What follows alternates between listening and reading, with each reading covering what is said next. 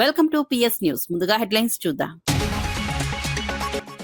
బెంగాల్ అభివృద్ధిపై టీఎంసీపై ప్రధాని మోదీ ఘాటు విమర్శలు. మాఫియా రాజు పెరిగిందని టీఎంసీ ప్రభుత్వంపై ఆరోపణలు. బీజేపీ అధికారంలోకి వస్తుందని మోదీ ధీమా. డబుల్ ఇంజన్తో అభివృద్ధి వేగవంతమవుతుందని వ్యాఖ్య.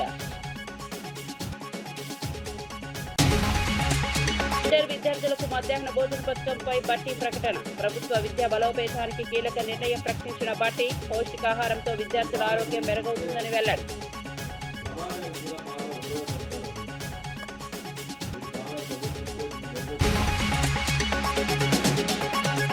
జగన్పై అచ్చెన్నాయుడు సంచలన వ్యాఖ్యలు. వైఎస్ మరణ సమయంలో జగన్ ఎక్కడున్నారో చెప్పాలని ప్రశ్న. సీఎం పదవి కోసం తొందరపడ్డారని అచ్చెన్నాయుడు ఆరోపణలు. నిజాలు బయటపెట్టాలని జగన్పై అచ్చెన్నాయుడు డిమాండ్.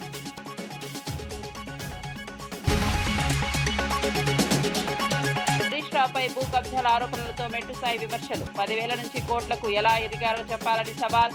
మెదక్ జిల్లాలో భూదోపిడీ చేశారని ఘాటు ఆరోపణలు వెల్లడి. నీతులు చెప్పే అర్హత లేదని హరీష్ పై మెట్టుసాయి వ్యాఖ్య.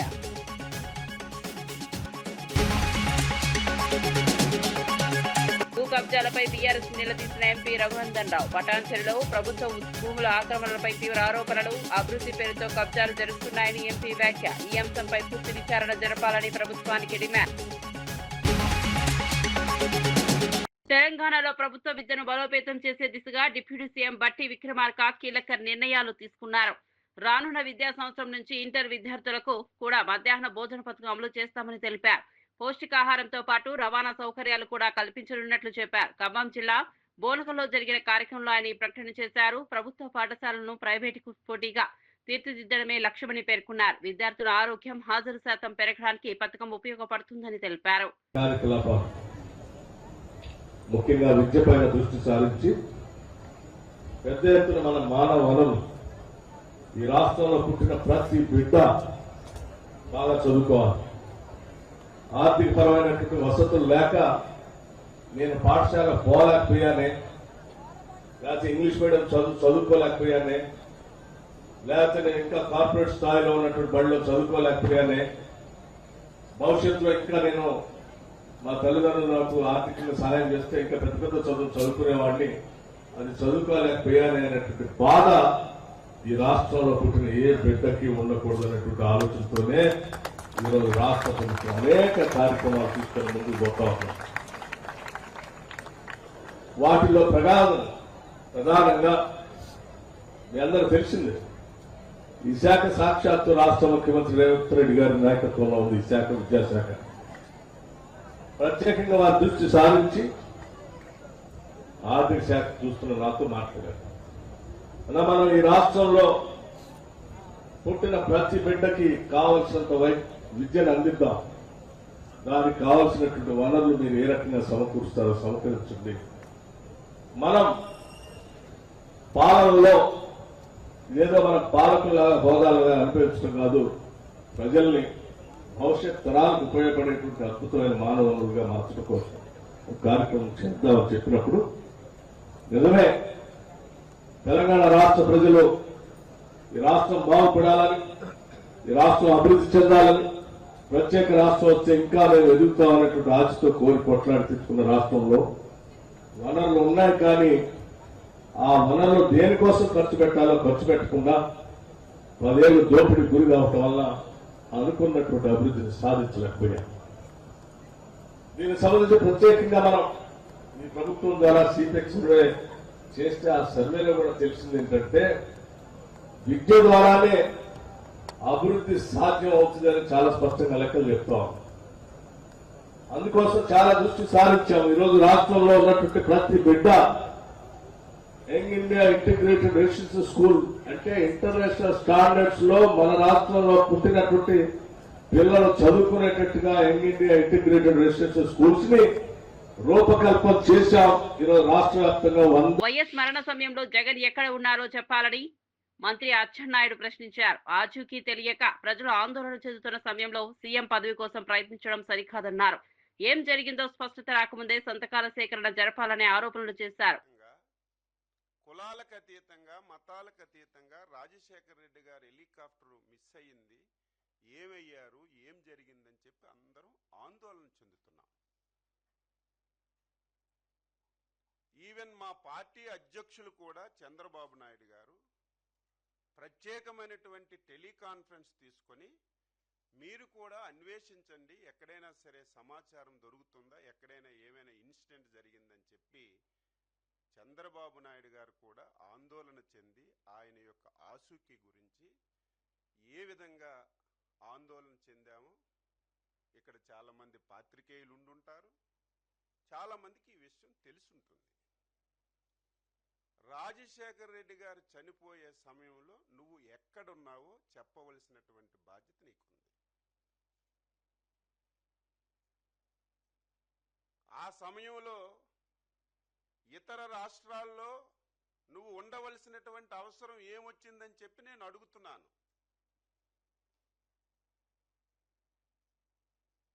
ఆ సమయంలో పోలవరం టెండర్లు చనిపోయిన రోజునే 100 కోట్ల రూపాయలు టెండర్లు ఆన్లైన్లోకి ఎక్కించి టెండర్లు పిలిచినటువంటి పరిస్థితికి ఆన్సరు నువ్వు చెప్పవలసినటువంటి అవసరం ఉంది.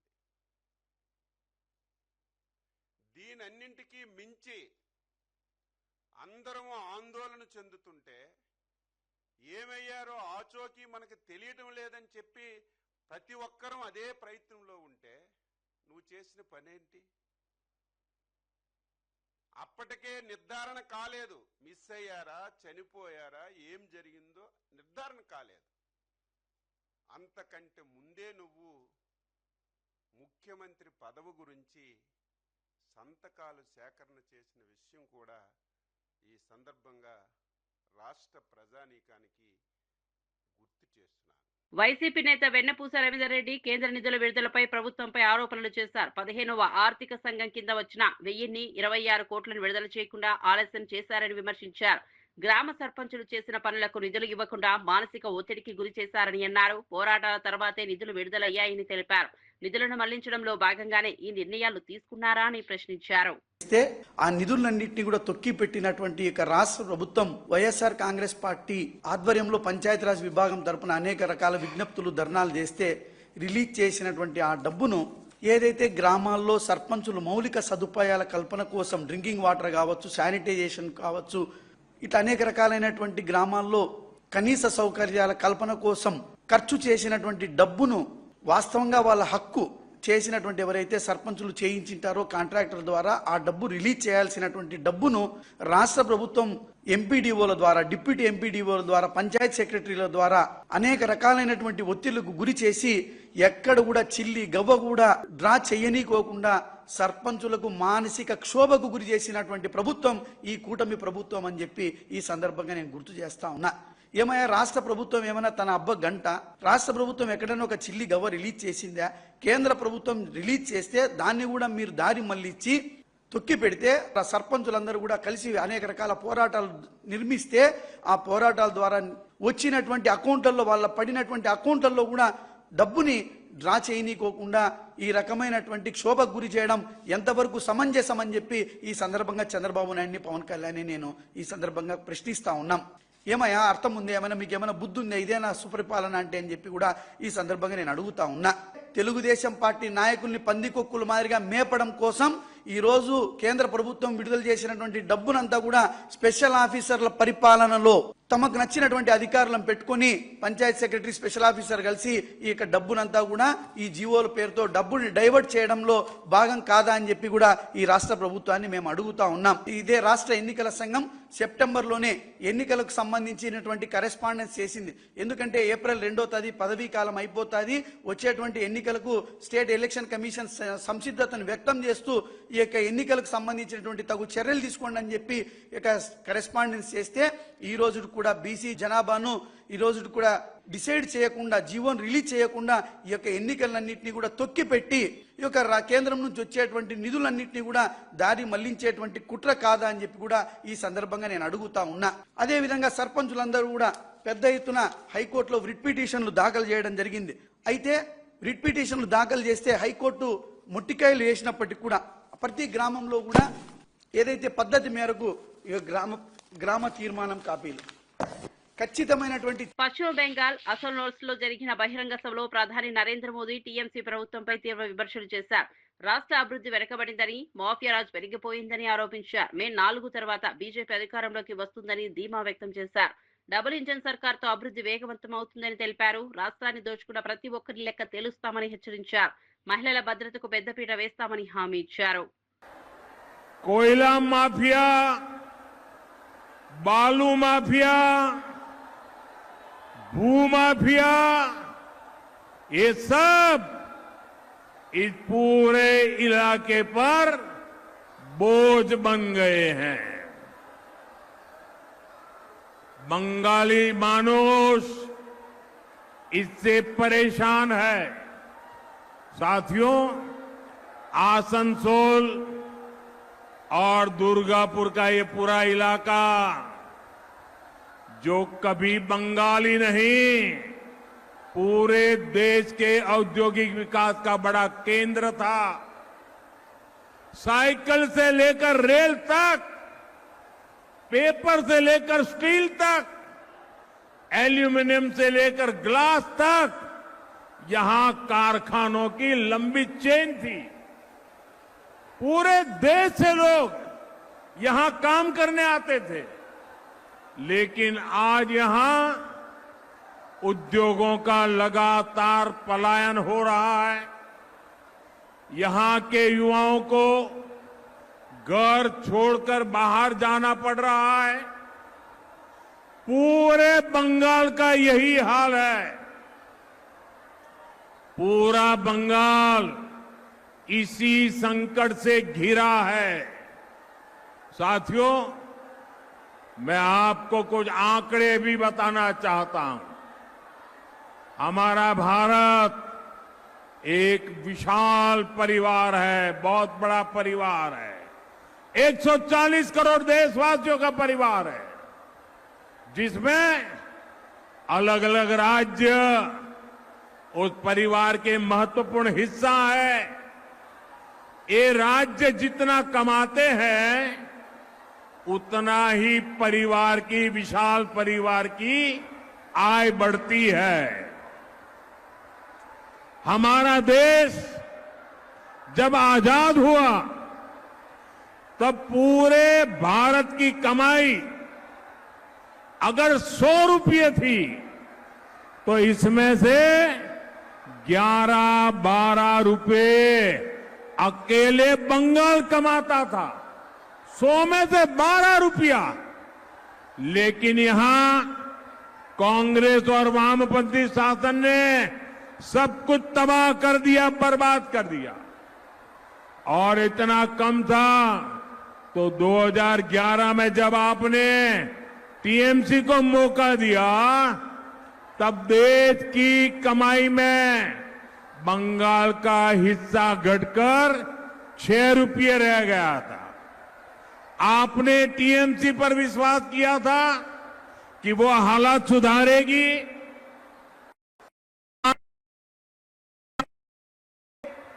लेकिन टीएमसी ने तो बंगाल के साथ निर्ममता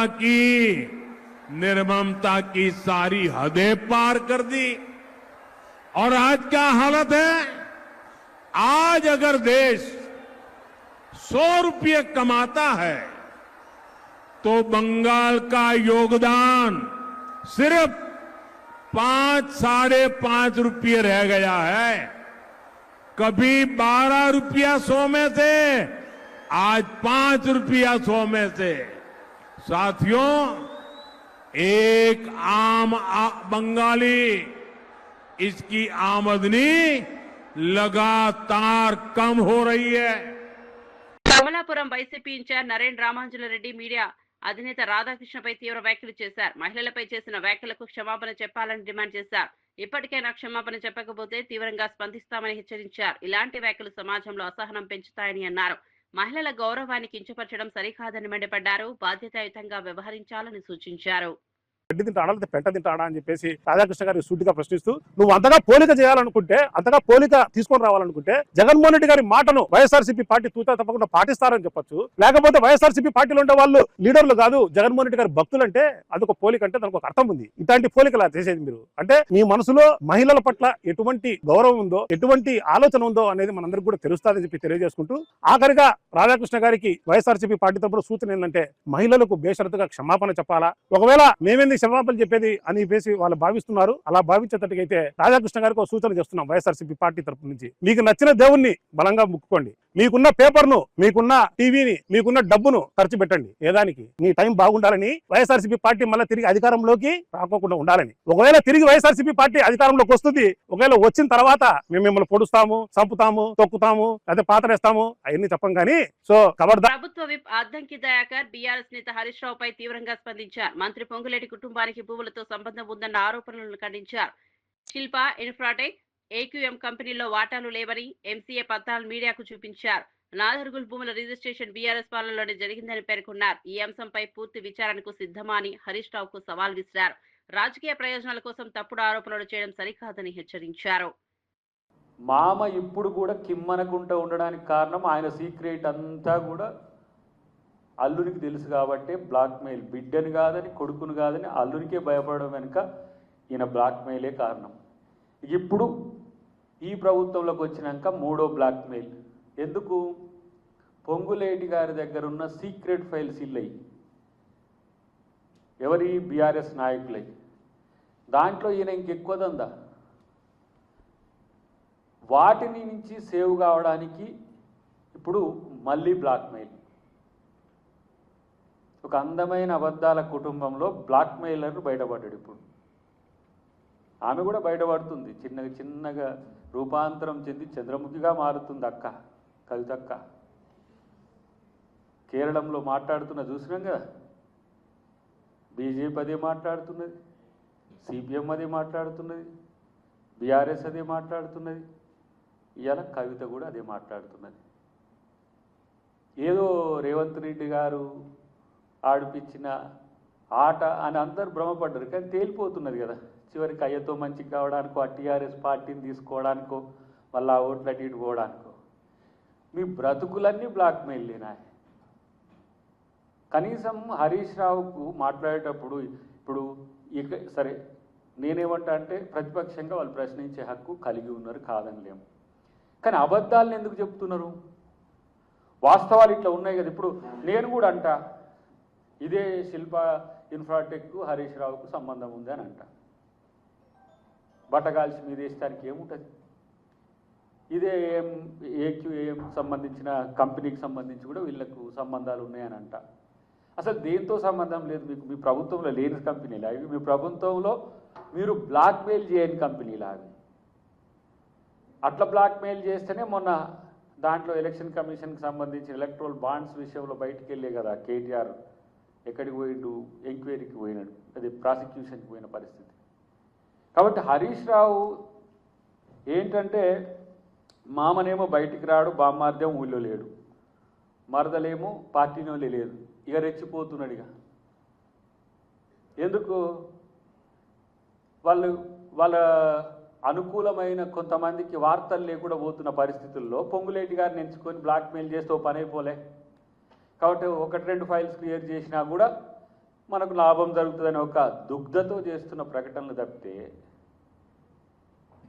అసలు నేను ఒక మాట అనాలనిపిస్తుంది మనోని. అంటే నేనేమో వీళ్ళ దానికి రెస్పాండ్ వీడియోలలో అవుతున్నాం, ఎందుకంటే అంత సీన్ లేదు వీళ్ళకని. మహిళా రిజర్వేషన్ బిల్లులో బీసీ మహిళలకు ప్రత్యేక కోటా కల్పించాలని మాజీ ఎంపీ వి హనుమంతరావు డిమాండ్ చేశారు. అగ్రవర్ణ మహిళలకే కాకుండా వెనుకబడిన వర్గాల మహిళలకు కూడా అవకాశాలు కల్పించాలని అన్నారు. ఢిల్లీలో జంతర్ మంతర్ వద్ద నిర్వహించనున్న ధర్నాకు బీసీ మహిళలు పెద్ద ఎత్తున హాజరు కావాలని పిలుపునిచ్చారు. కులగణన ఆధారంగా రిజర్వేషన్లు ఇవ్వాలని కోరారు. పేదరికంలో ఉన్న చదువుంటే పైకి రావచ్చు అనే ఆలోచనతో ఆ రోజులలో భార్య అయినటువంటి సావిత్రిబాయి పూలేతో కూడా స్కూల్ పెట్టడం జరిగింది. అది రాను రాను గతం ఆయన చేసినటువంటి ఆలోచనను బాబాసాహెబ్ అంబేద్కర్ చదువుకొని బ్యారిస్టర్ అయ్యి దేశానికి రాజ్యాంగం రాశాడు. మన భారతదేశ స్వాతంత్రం వచ్చిన తర్వాత ఆనాడు ఉన్నటువంటి బ్రిటిష్ వారి పరిపాలన ఉన్నటువంటి రాజ్యాంగం ఉండే. కానీ మన దేశంలో అన్ని మతాల వారు, అన్ని కులాల వారు, అన్ని భాషలు ఉన్నాయి కనుక మన దేశానికి రాజ్యాంగం ఎవరు రాస్తారని ఆలోచన చేస్తే ఆనాడు మహాత్మా గాంధీ, పండిట్ జవహర్లాల్ నెహ్రూ, సర్దార్ వల్లభాయ్ పటేల్, మౌలానా గారు కలుపు కాలిన వాడు, పేదరికంలోకి వెళ్ళి వచ్చిన వాడే నిజమైన ఏదైతే కాన్స్టిట్యూషన్ రాస్తాడు, సంవిధానం రాస్తాడని ఆలోచన చేసి ఆయనకు అవకాశం ఇచ్చారు. ఇవాళ ఏదైతే నరేంద్ర మోడీ గారికి గతంలో నేను ఓబీసీ ఎంపీస్ కన్వీనర్గా 3 సార్లు కలిసా. ప్రతిసారి ఒకటే చెప్పిన మా జనాభా ఎక్కువ ఉన్నదండి, మాకు ఒక సెపరేట్ మినిస్ట్రీ ఇవ్వాలి. అదే కాకుండా ఎప్పుడో 1931లో ఎప్పుడో కులగన జరిగింది, ఆ తర్వాత జనగణ కులగన కూడా జరిగింది. కానీ ఇప్పటి వరకు మాకు న్యాయం జరుగుతలేదు. ఎట్టి పరిస్థితుల్లో క్యాస్ట్ వైజ్ సెన్సస్ చేయాలని నేను పట్టుదలతో అడిగినా ఆ రోజులలో Rajnath Singh being a home minister అన్నాడు, నేను తప్పనిసరిగా చేస్తాను. 2008లో at the time I was a member of parliament, అదేవిధంగా ఓబీసీ ఎంపీస్ కన్వీనర్గా నేను నిజమే అనుకున్నా. కానీ ఇంతవరకు జరగలేదు. కానీ ఇవాళ రాహుల్ గాంధీ గారు కన్యాకుమారి నుంచి కశ్మీర్ వరకు పాదయాత్ర చేసి 4500 కిలోమీటర్లు నడిచిన తర్వాత రైతులను, నిరుద్యోగులను, అట్టడుగున్న ప్రజానికాన్ని అందరినీ కలిసి వాళ్ళ బాధలు తెచ్చుకొని ఒకటే అన్నాడు, నేను గతంలో కేవలం ఎస్సీ ఎస్టీలకి అన్యాయం జరుగుతుంది, కానీ వీరికంటే ఎక్కువ బడుగు బలైన వర్గాలలో బిలో పావర్టీ వారికి చాలా అన్యాయం జరుగుతుందని ఆయనకు ఒక స్లోగన్ ఇచ్చే, we come to the power, we'll conduct caste wise census, జితనా హిస్సేదారీ ముక్తి భాగీ according to their population wise we'll give reservation అన్నాడు. అప్పుడు అందరికి మేలుకొల్పు వచ్చింది. ఒక అగ్ర కులాల్లో పుట్టినటువంటి రాహుల్ గాంధీ ఇందిరాగాంధీ మనవుడుగా. సంగారెడ్డి జిల్లా పటాన్చెరులో భూ కబ్జాలపై ఎంపీ రఘునందన్ రావు తీవ్ర విమర్శలు చేశారు. నేషనల్ హైవే విస్తరణ పనుల్లో భాగంగా సర్వే నంబర్ 428లో 2018 గుంటల భూమిని కబ్జా చేయడానికి ప్రయత్నాలు జరుగుతున్నాయని తెలిపారు. బీఆర్ఎస్ పాలనలో ప్రభుత్వ భూములు ఆక్రమించబడ్డాయని ఆరోపించారు. కబ్జాదారులకు అభివృద్ధి పనులతో సంబంధం లేదని స్పష్టం చేశారు. క్లాస్ రూములు 5th క్లాస్ ఏడుంది, 6th క్లాస్ ఏడుంది, క్లాస్ రూములతో సహా ఏ రూములో ఏ క్లాసు నడుస్తుంది కూడా ఇంత డీటెయిల్గా ఎగ్జామినేషన్ తోటి పంచనామా చేసి అప్పుడు ఉన్నటువంటి రెవెన్యూ అధికారులు ఇచ్చినటువంటి మ్యాపింగ్. ఇప్పుడు వీటన్నింటినీ కూలగొట్టిరు. ఒకవేళ నిజంగా బిల్డింగ్స్ పనికిరాదు అని ఎవరైనా ఇంజనీర్ చెప్తే సౌండ్నెస్ సర్టిఫికేట్ తీసుకొని పగలు కూలగొట్టుంది. నేషనల్ హైవే వాళ్ళకి ఏమవసరం ఉంటుంది? కాంపౌండ్ వాళ్ళు బయటనే మీరు కరెంటు స్తంభాలు వేస్తున్నారు కదా, మీరు కాంపౌండ్ వాళ్ళు లోపల 10 feet పోయి స్కూల్ ఎందుకు కూలగొడుతున్నారు? ఎందుకు నేషనల్ హైవే అనే పేరు ఎందుకు వాడుతున్నారు? అంటే ఇక్కడ రోడ్డు మీద పని నడుస్తుంది కాబట్టి ఏ జరిగినా వాళ్ళ ఖాతాలోనే నూకేద్దామని కబ్జా చేద్దాం అనుకున్నటువంటి కొంతమంది వ్యక్తులు చేసినటువంటి కుట్రగా దీన్ని చూస్తూ ఉన్నాం. మేము 3, 3, 6, 3, 9, 10, 13 గుడిసెలు ఉన్నాయి ఇక్కడ మొత్తం. వాళ్ళు గుడిసెల బొమ్మలు కూడా క్లియర్గా చూపించారు. ఇది ఇప్పుడేదో కోర్టు కేసు కోసం, పంచాయతీ కోసం కాదు. గవర్నమెంట్ కోర్టులో ఇచ్చిన అఫిడవిట్లో కాపీలు ఇవ్వండి. 13 గుడిసెలు ఉన్నట్టు ఇక్కడ డిమార్కెట్ చేసి కూడా చూపించింది. కాబట్టి దయచేసి మీడియా మిత్రులకు కూడా మా విజ్ఞప్తి, భారత ప్రభుత్వానికి, నేషనల్ హైవే డిపార్ట్మెంట్కి ఈ కూల్చివేతలకి సంబంధం లేదు. ఒకవేళ ఉంటే, మళ్ళీ చెప్తున్నా, ఒకవేళ ఉంటే లోకల్ సిట్టింగ్ ఎంపీగా నేషనల్ హైవే అధికారుల మీద కూడా కేసులు పెట్టమని చెప్పి నేనే జిల్లా కలెక్టర్ గారికి, జిల్లా ఎస్పీ గారికి రాతపూర్వకమైనటువంటి కంప్లైంట్ ఇస్తాను. మాజీ మంత్రి హరీష్ రావు ప్రభుత్వంపై తీవ్ర ఆరోపణలు చేశారు. మంత్రి పొంగులేటి చేసిన వ్యాఖ్యలతో అవినీతి వ్యవహారాలు బయటపడ్డాయని అన్నారు. సీఎం రేవంత్ రెడ్డి, బట్టి విక్రమార్క, జూపల్లి కృష్ణారావులపై కూడా ప్రశ్నలు లేవనెత్తారు. ప్రభుత్వంలో అవినీతి విస్తరించిందని విమర్శించారు. ప్రజల ముందు నిజాలు బయట పెడుతున్నామని తెలిపారు. పారదర్శకతతో వ్యవహరించాలని ప్రభుత్వాన్ని డిమాండ్ చేశారు. చూస్తా ఉంటే, ఆయన బూతులు మాట్లాడే విధానం చూస్తా ఉంటే ఎంత డిఫెన్స్ లో పడ్డాడో స్పష్టంగా రాష్ట్ర ప్రజలకు అర్థమైంది. సరకు లేనప్పుడు, సమాధానం లేనప్పుడు తిట్లకు ఎత్తుకుంటారు. నిన్న ఆయన చెప్పిన కథలు, ఆయన మాట్లాడినటువంటి భాష, ఆయన బాడీ లాంగ్వేజ్, ఆయన ఎంత డిఫెన్స్ లో పడ్డాడో రాష్ట్ర ప్రజలందరూ కూడా గమనించారు. సమాధానం లేదు గనుకనే నువ్వు తిట్ల రాగాన్ని అందుకున్నావు. ఇలా ఈ పొగరులేటి ఒక రాష్ట్ర మంత్రిగా కాకుండా రాఘవ కన్స్ట్రక్షన్ అధినేతగా మాట్లాడినట్టుగా ఆయన మాటలు ఉన్నాయి. ఎంతసేపు సంస్థను కాపాడుకోవాలి, కొడుకును కాపాడుకోవాలి, గొంతు జించుకోనో, తిట్లదండం అందుకోనో, పిట్టకథలు చెప్పో దాని నుంచి బయటపడాలనే ప్రయత్నం తాపత్రయపడ్డట్టుగా స్పష్టంగా కనబడ్డది. ఆయన ఎంత ఆయాసపడ్డాడో మనం చూసాం. చాలా ఆయాసపడ్డాడు. అంటే నేనొక్కడే అవినీతి పరుణ్ణి కాదు, నా సహచర మంత్రులందరూ కూడా అవినీతి పరులే అని పాపం వాళ్ళందరినీ కూడా తన కంటిన బురద వాళ్ళందరికీ అంటించే ప్రయత్నం చేశాడు. జూపల్లి కృష్ణారావు గారి కుంభకోణాన్ని ఆయనే బయట పెట్టాడు. ముఖ్యమంత్రి కుటుంబ సభ్యుల టెండర్ల కుంభకోణాన్ని ఆయనే బయట పెట్టుకున్నాడు. బట్టి విక్రమార్క గారి ఆర్థిక శాఖలో బిల్లులు ఇయ్యడానికి పర్సంటేజీల కుంభకోణాన్ని ఆయనే గుర్తు చేశాడు. అంటే ఈ రాష్ట్రంలో జరుగుతున్న అవినీతి కుంభకోణాల చిట్టా చదివి అరే నన్ను ఒక్కనే కాదు నా చుట్టూ ఉండే మంత్రుల కుంభకోణాలను కూడా రాష్ట్ర ప్రజలకు చెప్పే ప్రయత్నం చేసినాడు.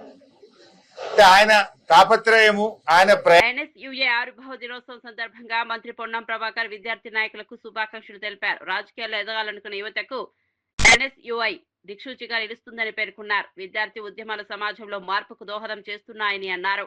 కార్యకర్తలు ప్రజలకు చేరువుగా ఉండి సమస్యల పరిష్కారంలో ముందుండాలని సూచించారు. యువత రాజకీయాల్లో చురుగ్గా పాల్గొనాలని పిలుపునిచ్చారు. నాయకత్వ లక్షణాలు పెంపొందించుకోవాలని సూచించారు. విద్యార్థి సంఘాలు ప్రజాస్వామ్య బలోపేతానికి కీలకమని తెలిపారు. నా హృదయపూర్వక శుభాకాంక్షలు. మీ Ponnam Prabhakar. Fisheries corporation chairman Mettu Sai Kumar BRS నేత హరీష్ రావుపై తీవ్ర ఆరోపణలు చేశారు. 10,000కు గతి లేని వ్యక్తి 10,000 కోట్లకు ఎలా ఎదగాలో చెప్పాలని ప్రశ్నించారు. ఉమ్మడి మెదక్ జిల్లాలో భూ కబ్జాలకు పాల్పడ్డారని ఆరోపించారు. భూ బకాసురులుగా వ్యవహరించిన వ్యక్తి ఇప్పుడు నీతులు మాట్లాడడం ఆశ్చర్యకరమన్నారు. కాంగ్రెస్ ప్రభుత్వం సీఎం రేవంత్ రెడ్డిపై విమర్శించే అర్హత హరీష్ కు లేదని స్పష్టం చేశారు. ప్రజలను తప్పుదోవ పట్టించే ప్రయత్నాలు చేస్తున్నారని మండిపడ్డారు. కోట్ల రూపాయలకు పడగలు ఎత్తిండో సిద్దిపేట ప్రజలకు తెలియాలి. సిద్దిపేట ప్రజలకు రక్తాన్ని తాగి అటు పటాన్ చెరువులో, అటు సదాశివపేటలో, అటు జహీరాబాద్ లో, ఇటు నారాయణఖేట్లో, ఇటు రామాయణపేటలో, అటు నర్సాపూర్లో, అటు సిద్దిపేటలో, ఆ చుట్టుపక్కల ఉన్నటువంటి దుబ్బాకలో, ఉమ్మడి మెదక్ జిల్లాలో హరీష్ రావు అరాచకాలు అన్ని కావు. 10 సంవత్సరాలు భూ బకాసునిలాగా రక్తం తాగే రాక్షసునిలాగా డబ్బు మదం పట్టిన ఒక దుర్మార్గునిలాగా 10 సంవత్సరాలు. వరంగల్ విమానాశ్రయానికి 3 నెలల్లో శంకుస్థాపన చేస్తామని కేంద్ర మంత్రి రామ్మోహన్ నాయుడు తెలిపారు. హైదరాబాద్ లో డిఫెన్స్ ఎయిర్పోర్ట్ అభివృద్ధి కూడా జరుగుతోందని వెల్లడించారు. సివిల్ ఏవియేషన్ కోసం ప్రత్యేక టెర్మినల్ నిర్మించనున్నారు. ఏప్రిల్ 17న OLS సర్వే అనంతరం పూర్తి ప్రణాళిక సిద్ధమవుతుందని చెప్పారు. రాష్ట్ర ప్రభుత్వం అవసరమైన భూమిని కేటాయించాల్సి ఉందని పేర్కొన్నారు.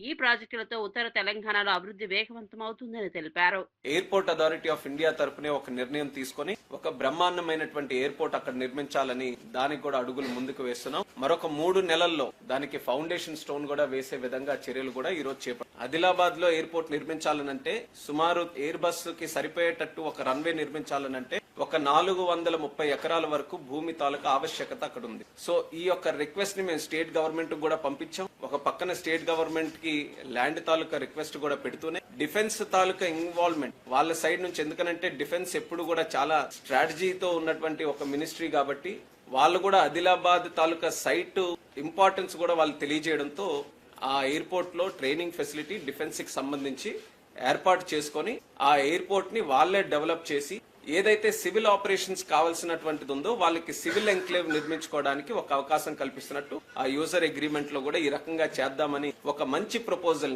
మరి రాజ్నాథ్ సింగ్ గారు మాకు తెలియజేయడం జరిగింది. చాలా సంతోషం. ఎందుకనంటే ఇందులో 3 తాలూకు ఇన్వాల్వ్మెంట్ కూడా చాలా ప్రాముఖ్యత కలిగింది.